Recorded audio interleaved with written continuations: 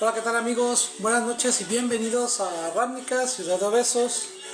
El día de hoy estamos en vivo hablando de Magic el Encuentro. El día de hoy en este live tocaremos los temas referentes a los decks campeones del mundo de los años 2002 y 2003, siguiendo con la saga de videos referentes a la historia de Magic y las cartas que hicieron historia en el mismo juego. La verdad es que es un tema muy interesante, muy apasionante, es un tema muy divertido en cuanto al lore de Magic se refiere. Y pues sean todos ustedes bienvenidos a este live. Agradezco como siempre las muestras de afecto a través de los likes, los corazones y pues obviamente los regalos. Y pues bueno, quisiera iniciar esto con una baraja muy dinámica, muy poderosa, que es la del campeonato mundial del año 2002. Es una baraja, la verdad, muy novedosa porque se basa mucho en una habilidad que surgió en aquel tiempo, que era el Tree Soul. El Tree Soul es una gran habilidad. Y pues vaya, es una baraja muy impresionante.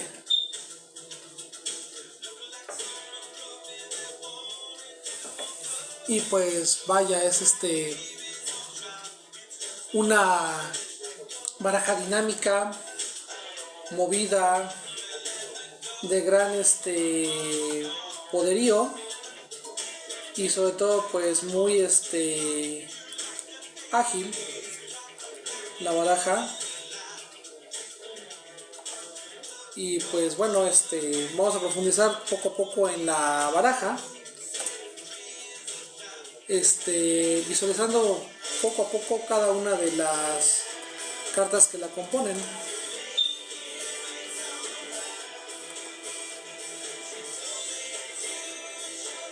Pero principalmente la baraja se centra mucho en una criatura que es la Mangosta Ágil. La Mangosta Ágil es una criatura muy poderosa. Es una criatura de 1 maná con la habilidad de Velo. Es 1/1.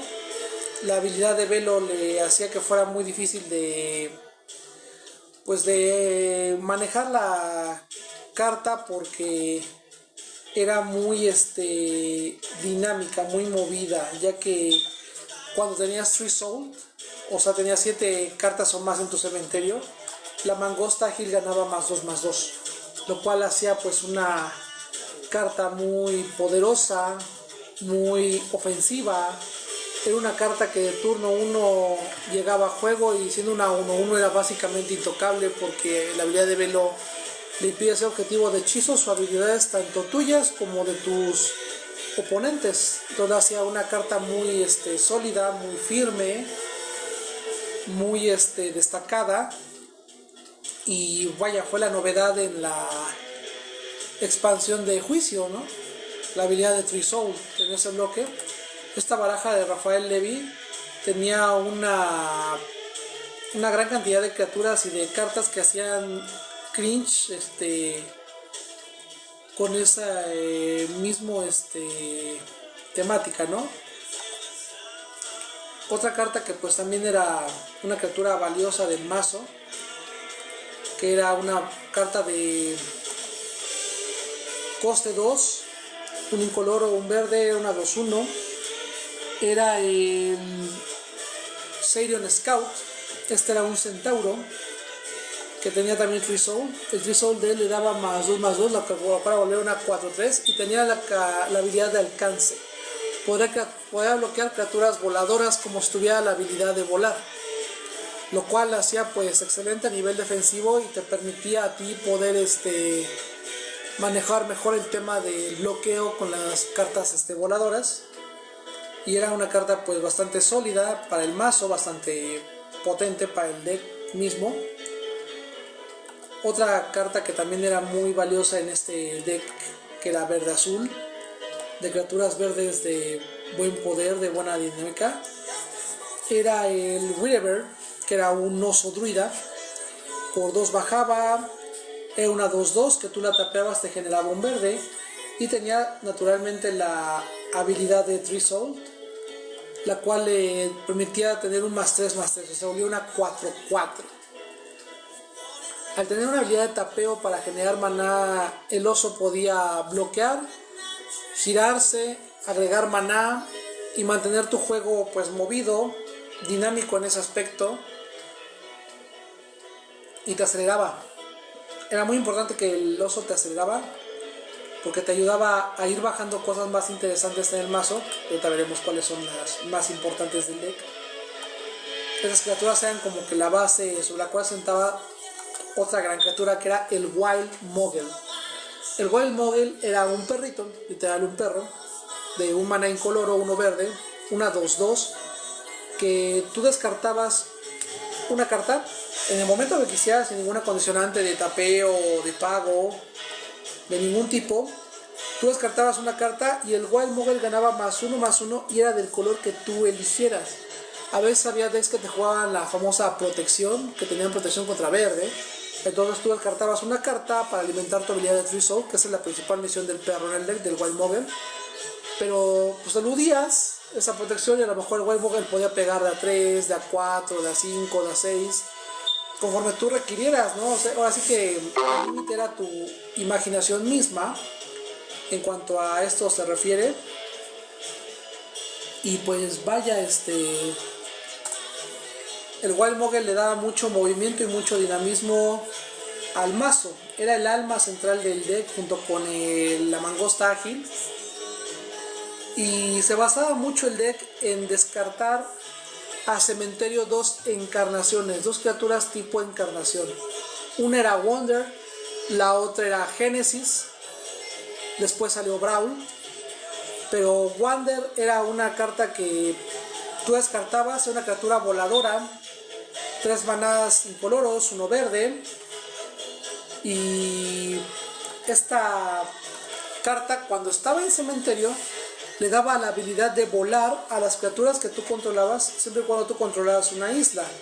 Obviamente el deck, al ser un bicolor, un verde azul, llevaba islas en su variedad de maná y en sus identidades que tenía para jugar. Y vaya, era muy dinámico porque de repente tus criaturas volaban. Ya tenías criaturas que se inflaban por sí mismas con la habilidad de el Tree Soul, que era el alma del deck, la arma principal del deck, la habilidad Tree Soul. Y tú, al tener a Wonder en el cementerio, podías permitir que volaran. Entonces de repente pegaba una mangosta ágil 3-3 con velo voladora, o el mismo Wild Mogel ya inflado te pegaba volando, el oso te pegaba de A4, el centauro te podía pegar de A5. Era una baraja muy agresiva en ese aspecto. Y también llevaba a Génesis. Génesis decía que al principio de tu mantenimiento, si Génesis estaba en tu cementerio, tú podías pagar un verde y un incoloro y dejar una criatura de tu cementerio a tu mano. Génesis también trabajaba en el cementerio, entonces tú le podías pagar tranquilamente al Génesis y Génesis te devolvía a la mano cosas que requirieras descartar para seguir la dinámica del mazo. Era algo muy interesante, muy poderoso, muy fuerte, pero que le daba movimiento a tu deck. Y eso era lo más importante, darle movimiento a tu deck. Yo creo que una habilidad súper importante en cuanto a los mazos se refiere. Y obviamente también llevaba Brawl. Brawl les daba arrollar, ¿no? Estando en cementerio, otra encarnación súper eficaz Brawl. Y tanto Brawl como Genesis, la única condición que te pedían era controlar un bosque. Algo que es fundamental jugando verde, ¿no? Tener un bosque controlado, un bosque en juego. Después jugabas hechizos como Breakthrough, que pagabas 1 y X, robabas 4 cartas y descartabas X. Y eso hace que tu cementerio, tu Tree Soul, se mantenía seguro y alimentado. Jugabas también Nota mental, pagabas 1, ponías una carta de tu tope en cementerio, robabas carta. Otra carta para mantener alimentado el Tree Soul.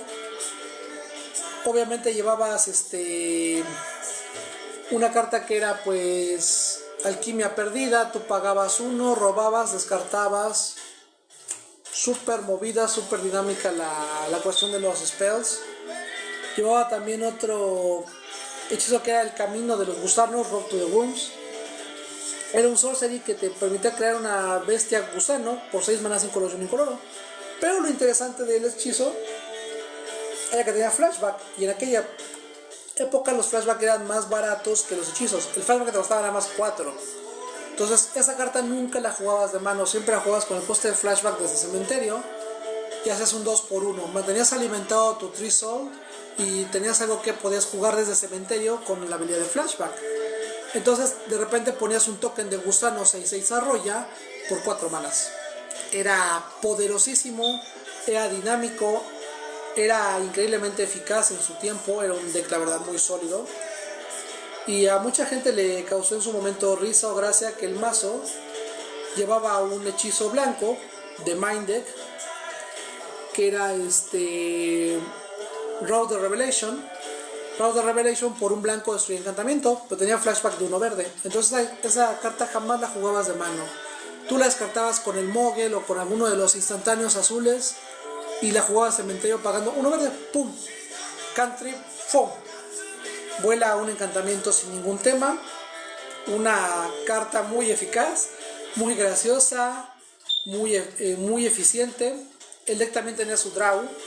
Jugaba mucho la carta de Repulse, que Repulse era por 2 incoloros, 1 azul.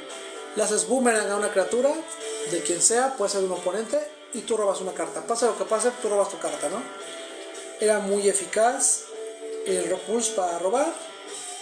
Y se agregaba a la gran cantidad de cartas que te permitían hacerlo, como Disrupt.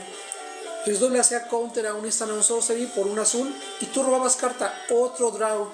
Teniendo tu mano llena, tú tranquilamente podías jugar a descartarte con el Wild Mogel, mantener alimentado tu mazo con la habilidad Tree Soul y seguir las dinámicas que te hacían jugar de formas pues súper eficaces, súper potentes, y te mantenía en una cuestión de un agro muy extraño para la época, porque estamos hablando del año 2002. Era un agro verde-azul muy eficaz, muy bueno. Tal vez de mis decks agro favoritos de aquella época pasada. Y de igual manera vamos a tocar el tema del mazo del año 2003. La verdad es que este mazo fue el favorito de muchos jugadores que empezaron a jugar Magic y empezaron a jugar temáticas agro. Arrancaron con una copia tal cual, que era idéntica pero muy cara o más económica del mazo. Pero estoy hablando de el mazo de 2003, campeón del mundo, con cartas super potentes de la expansión Castigo y de la expansión Invasión, que era el deck campeón del mundo 2003 de Goblins. Fucking Goblins de Wolfgang Eder. Este jugador alemán, gran jugador de agro siempre.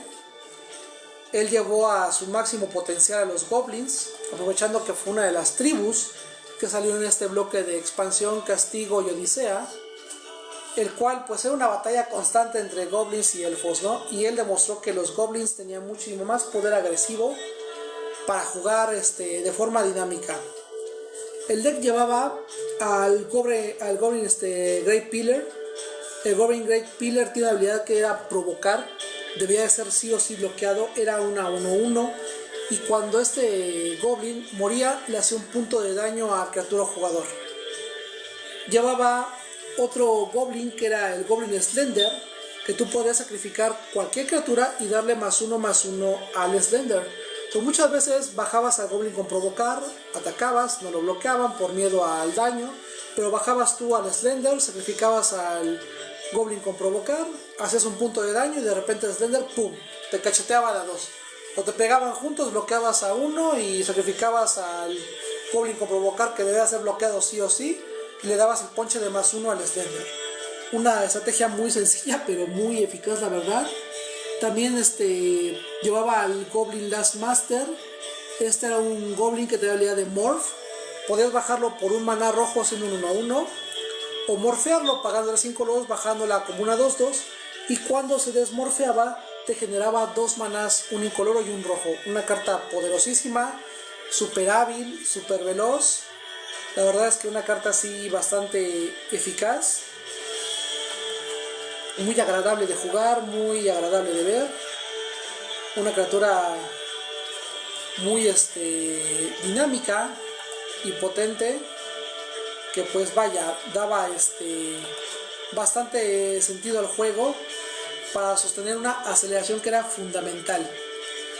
La siguiente carta que llevaba era el poderosísimo Goblin Prospector, que era un Goblin que tú lo podías sacrificar y generar un maná rojo. Misma dinámica, aceleración. Este Goblin tú lo sacrificabas cuando estabas maná, entraba en primer turno, lo mantenías ahí 1 o 2 turnos pegando, estable. Cuando requerías maná, pum, lo volabas. Algo no muy sencillo. Y después llega la estrella de este mazo. Me voy a hacer a un lado unos segundos para que puedan ver el fondo, que es la carta en cuestión. Es una carta muy poderosa, que es el Goblin Piledriver.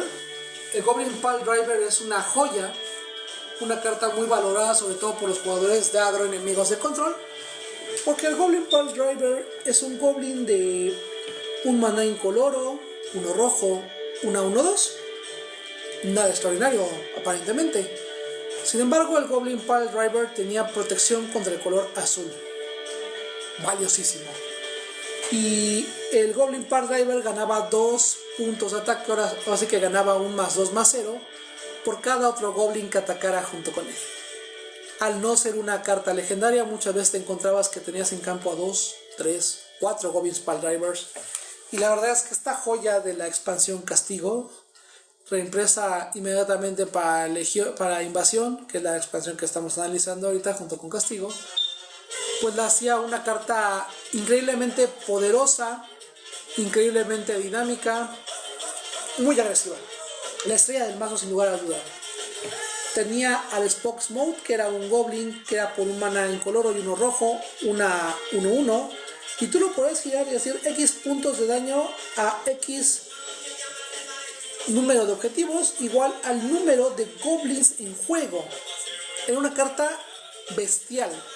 Si tenías 2, 3, 4, 5, 6 Goblins y por alguna razón tu rival también tenía Goblins, tú girabas a este compa y era daño directo en la cara.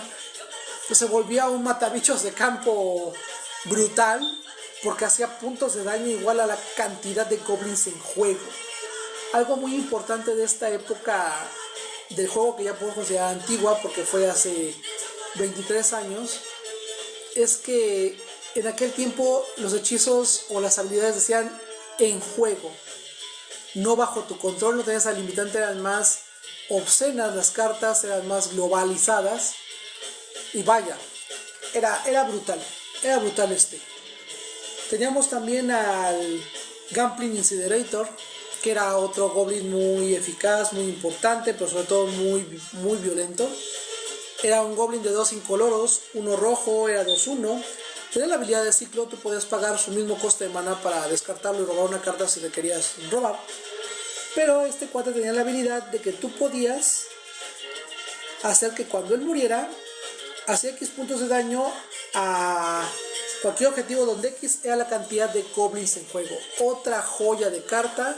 Se combinaba mucho con el Goblin Seeder, porque podía sacrificar a este cuate y hacerle daños a alguien más, igual el número de Goblins en juego. Volvemos a esa dinámica potente de los daños con los Goblins igual a la cantidad de Goblins en juego. Es una cosa muy dominante, muy brutal en el juego. Es una cosa muy impresionante, y la verdad es que es muy agradable de ver, es muy agradable de jugar en contra de, es muy agradable pues analizar, ¿no? Cómo te puede cambiar el juego, de repente enfrentarte a estas cosas y decir, rayos, es daño directo.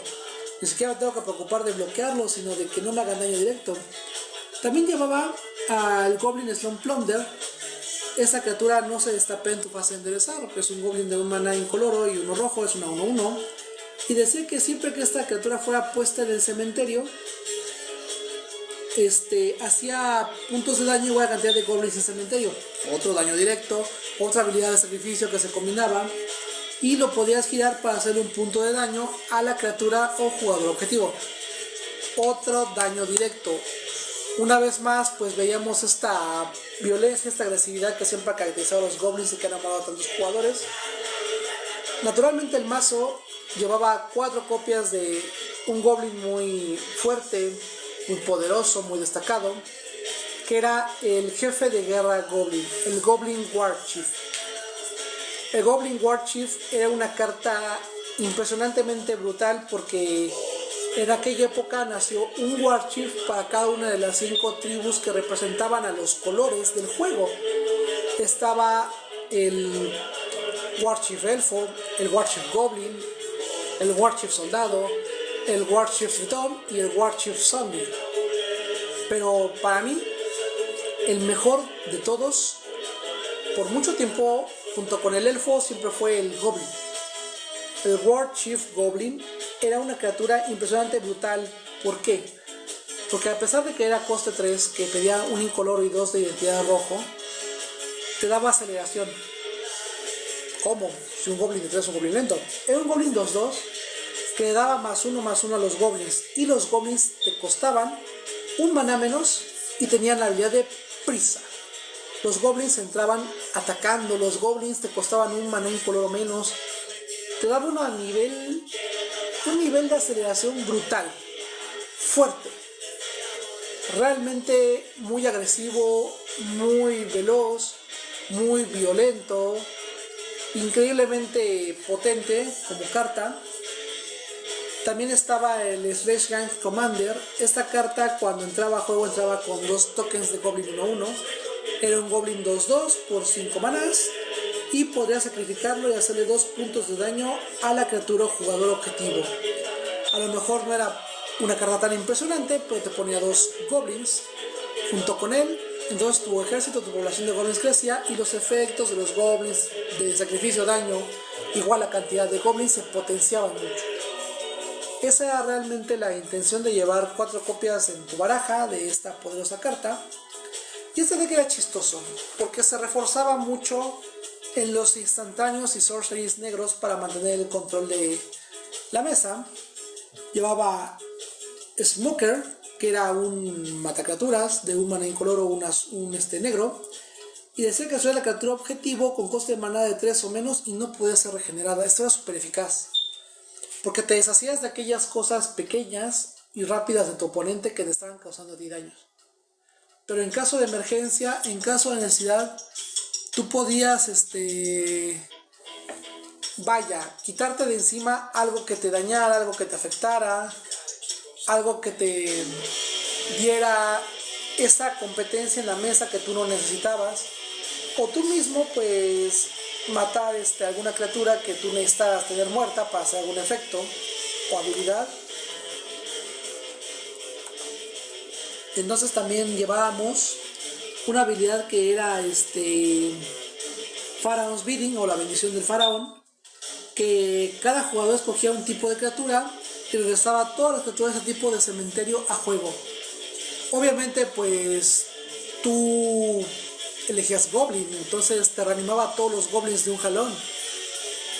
Y era muy potente como carta, porque te permitía regenerar todo tu campo, llenar toda tu mesa y mantenerte activo en ese sentido y tener esa ventaja de campo que tanto te requerías en formato, ¿no? Era un deck muy fuerte, llevaba Cabal Therapy. Cabal Therapy es un sorcery, yo creo que de los más poderosos de la historia, porque por un maná negro el Cabal Therapy decía que nombraras una carta que no fuera tierra, el jugador objetivo te mostraba su mano y tú removías todas las cartas que compartían nombre con esa carta de mano de X cementerio. brutal. Brutal. Si alguien hacía un tutor, buscaba algo, tú ya sabías que lo iba a tener en la mano, lanzabas terapia de la cábala por un mana negro y ¡fum! Te llevabas todas las copias de esa carta. Era muy brutal. Y tenía Tree Soul. Y te ayudaba mucho con sus mecánicas de cementerio. Y tenía también la habilidad de Flashback. El Flashback de Cabal Therapy no era tan complicado, era sacrificar una criatura. Una vez más tenemos una carta metida a la dinámica de sacrifico, hago un efecto, te quito esto, te hago daños. Vaya, es un deck muy armonioso, es un deck muy inspirador, es un deck la verdad potente y muy agradable de jugar. Y pues, ¿qué les puedo decir? La verdad es que me parece súper vaya potente tener esta clase de cartas en la baraja. Te daba fuerza, te daba sinergia, te daba velocidad, te daba control de campo, de mano, de mesa. La verdad es que sí te hacía muy agradable el jugar. Y pues vaya, era padrísimo poder jugar esta clase de dinámicas con ese mazo. La verdad es que era muy divertido y para mucha gente fue el ejemplo de cómo una baraja agro se debe de construir, cómo una baraja se debe de armar, cómo una baraja se debe de jugar. Y esto era algo impresionantemente eficaz en su momento para eliminar a muchos rivales de mesa, porque era una baraja que, a diferencia de otras campeonas del mundo, te daba batalla para controlar una mesa en anarquía. Podías jugar contra 2 o 3 oponentes, 4 inclusive, y la verdad es que sí te daba mucho juego para sostenerte, ¿no? Te daba campo, te daba batalla, te daba poder, te daba ataque. El Pile Driver es una exageración de fuerza y de muestra de que a veces la fuerza bruta sí domina la mente, ¿no? Contrario a la creencia del azul. En español es lo más puro del rojo en su más limpia esencia. Así es que, amigos, pues esta ha sido una transmisión bastante agradable. Hemos hablado de 2 decks campeones del mundo, 2 decks de la época mediana del juego, cuando ya no era tan rudimentario, sino era más construido, cuando las listas de restricción ya empezaban a relucir y deslumbrar, las cartas baneadas empezaban a entrar en listas que no podías usar. Pero pues vaya, el señor Der Wolfan, la verdad es que el gran Wolfan Aiden creó una baraja muy violenta, muy agresiva y muy estable.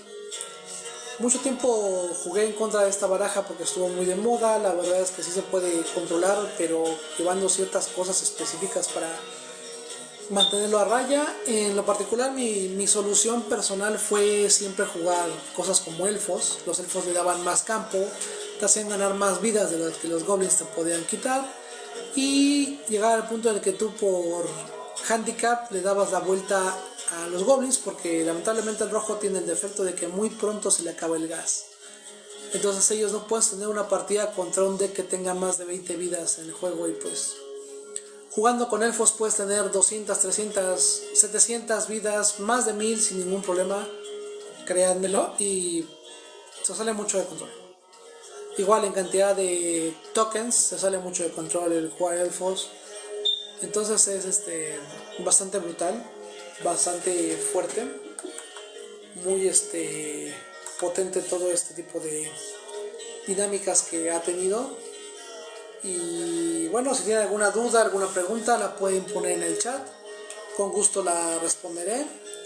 Vamos a tratar de darle cobertura a todos y darle participación lo más posible a todos en la dinámica de la mesa. Y pues vaya, ¿no? Trataremos de contestar dudas y preguntas. Y vamos a ver qué hay por aquí.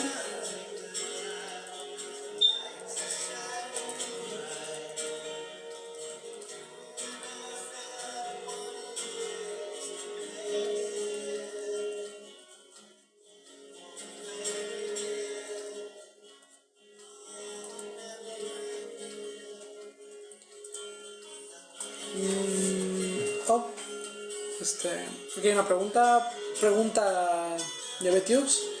¿Qué tal opino del poder de los tritones? Bueno, en aquella época jugar tritones la verdad es que era fuertísimo.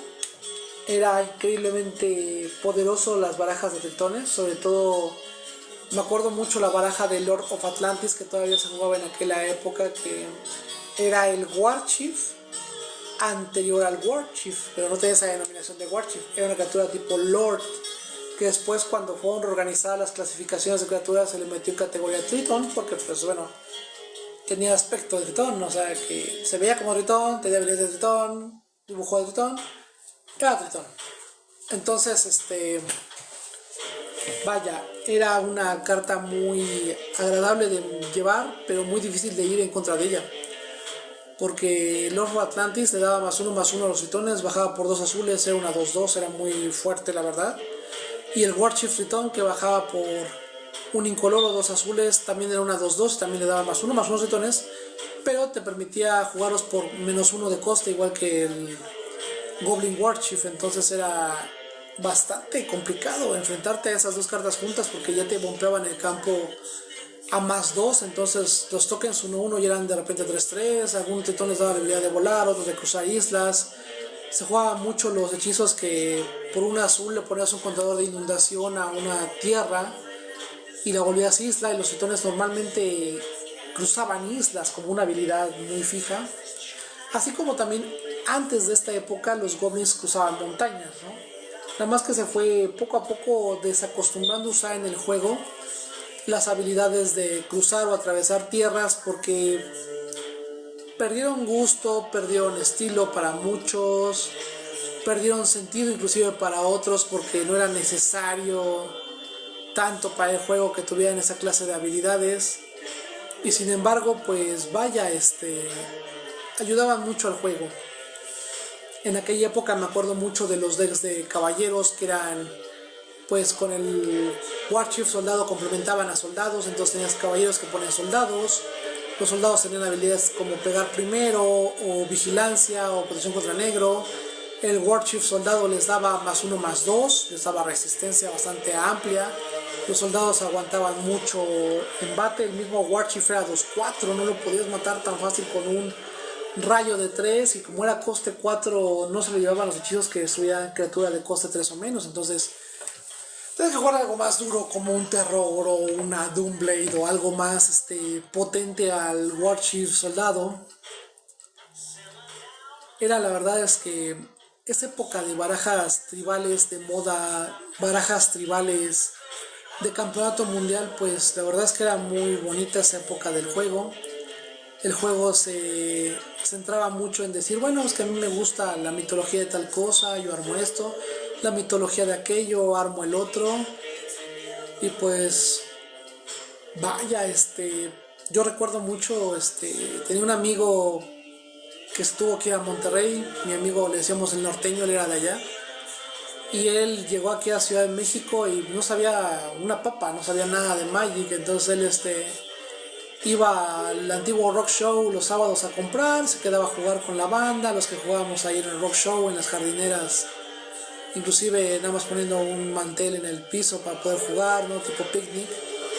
Y qué tiempos aquellos, ¿no? Pero el buen amigo norteño se compró un estructurado de goblins, de elfos contra goblins, y de ahí empezó a armar este deck. Campeón mundial lo empezó a replicar poco a poco, obteniendo las piezas que le faltaban, porque esos duel decks de las cartas importantes como el Pile Driver son traer nada más 1, del War Chief traen 2, y la verdad es que necesitas 4 para poder armarte tu baraja bien. Y él se fue completando su deck de goblins, y vaya que era un deck violento, un deck agresivo. El único que me daba a mí batalla jugando elfos, con un deck que la comunidad de aquí de México conoce muy bien, que es el deck Mona Lisa. Y vaya, Mona Lisa es una obra de arte que yo le puse mucho amor, mucho cariño a ese mazo de elfos, y era hiper veloz, súper veloz. Te llenaba el campo de una forma muy obscena, ganabas muchísimas vidas por tapeo, ponías decenas, centenares de tokens.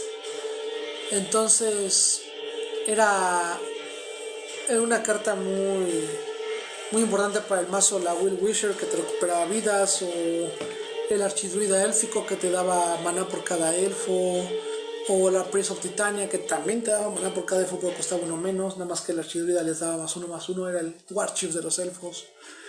Champion Elf, que les daba +1/+1, cruzar bosques. Era una baraja brutal y también muy hermosa. Y el norteño y yo, pues vaya, jugábamos por horas, literalmente por horas, porque en las partidas mano a mano nadie se rendía y era muy complicado que uno le ganara al otro, pero al final de un par de horas se conseguía la meta, ¿no? Vencer, pero las partidas se hicieron tan legendarias que llegamos a tener público para las partidas, nos veían jugar porque eran barajas muy bien construidas y muy bien desempeñadas. Y vaya, son cosas muy agradables que te brinda el juego. Creo que lo más importante que te brinda Magic the Gathering son los amigos que haces en el camino. Ese es el verdadero tesoro de este One Piece que llamamos Magic. Y la verdad es que sí, es muy bello ir entrando a esta comunidad, conociendo a los jugadores. Y pues yo los invito a que si de verdad les gusta, le tienen un poco de afecto, cariño, amor o interés al juego, pues sigan las cápsulas del canal, los videos que subimos informativos para enseñarles poco a poco pues ideas o formas, estilos de juego, combinaciones de colores, cosas que los puedan ayudar a iniciar a jugar, o si ya iniciaron, mejorar sus decks o a construir nuevos, ¿por qué no? Entonces, vaya, les digo comunidad, les digo audiencia, los quiero mucho, saludos y bendiciones. Mi nombre es Manu Cortés y nos vemos en el multiverso. Adiós.